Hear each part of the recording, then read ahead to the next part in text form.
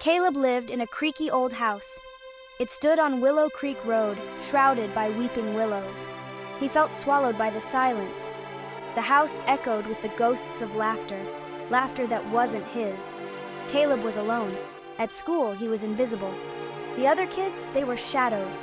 Shadows that whispered and pointed. Their laughter stung more than any wound. He found solace in his grandfather's study, the one room in the house that felt warm. The scent of old books and pipe tobacco lingered in the air. It was a comforting embrace. One humid afternoon, Caleb stumbled upon a loose floorboard. It groaned under his weight.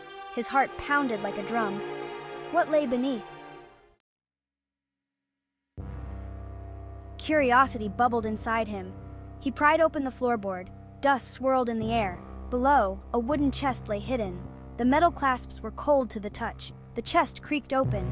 Inside, a leather-bound journal rested on yellowed parchment. Caleb's breath hitched. His name was etched on the cover, in his grandfather's familiar hand. The journal spoke of a hidden world, a world named Veridonia, accessible through their old house. Caleb's pulse quickened. Could it be true? The words were cryptic, puzzles to be solved. The journal mentioned a hidden doorway in the basement, a doorway marked by glowing symbols. Caleb felt a surge of excitement. He had to see this. The basement door moaned open. Musty air wafted out, thick with the smell of damp earth. Caleb flicked on the light switch. A single bulb flickered to life, casting long shadows. Cobwebs hung like ghostly curtains. Caleb descended the creaking steps. Each step sent shivers up his spine. He felt a strange pull, an unknown force guiding him. He ran his fingers along the damp stone walls. They were cold, rough against his skin. The journal's words echoed in his mind, glowing symbols. Where were they? Hours passed. Just as his hope began to dwindle, he saw it, a faint glow emanating from behind a dusty old shelf. His heart pounded in his chest. This was it. He pulled away the shelf, revealing a small wooden door. The wood was warped and cracked with age. Strange symbols, glowing faintly, were etched into the wood. They pulsed with an otherworldly light. Caleb traced the symbols with his fingers. They felt warm, almost alive. The air around the door crackled with energy. He felt a surge of exhilaration. Could this be real? He took a deep breath and pushed against the door. It wouldn't budge. It was locked, sealed tight. Despair threatened to engulf him. Was it all just a cruel trick? Then he remembered the journal. It mentioned a key hidden within the glowing symbols themselves. His fingers danced over the symbols, searching desperately. And then he felt it, a slight indentation, almost imperceptible. Section 5. Stepping into Veridonia. He pressed his fingers against the indentation. The symbols flared, bathing the basement in an ethereal light. The door creaked open, revealing a swirling vortex of colors. The air crackled with energy. Hesitation flickered within him, but it was quickly replaced by an overwhelming sense of wonder. He had to see what lay beyond. He had to know the truth. Taking a deep breath, Caleb stepped into the light. The world dissolved around him. He closed his eyes, bracing himself for the unknown. For a moment, there was only the sensation of falling. Then just as suddenly, he landed on solid ground. He opened his eyes, gasping in amazement. The basement was gone.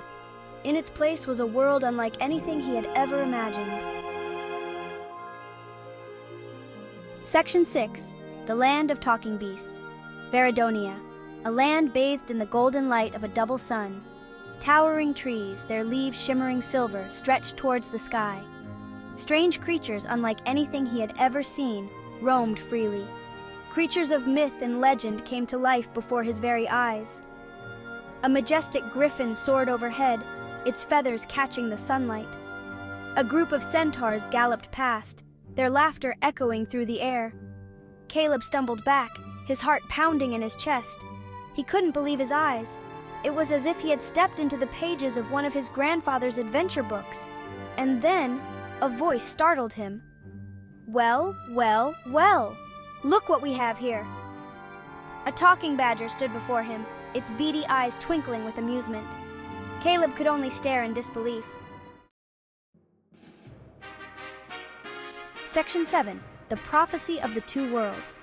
The Badger introduced himself as Barnabas. He explained that Caleb's arrival had been foretold. A prophecy spoke of a boy from another world, a boy who would save Veridonia from a terrible darkness. Caleb scoffed. Him? A hero? He was just Caleb, a lonely boy who got picked on at school. But Barnabas insisted. He showed Caleb the prophecy, etched into the bark of an ancient tree. The prophecy spoke of a boy with a kind heart and an unyielding spirit, a boy who would unite the creatures of Veridonia and defeat the Shadow Lord. Caleb felt a flicker of hope ignite within him. Barnabas led Caleb to a hidden clearing. There, creatures of all shapes and sizes had gathered. They looked to Caleb with a mix of fear and hope in their eyes. The fate of their world rested on his shoulders. Section 8. Caleb's Courage Awakens.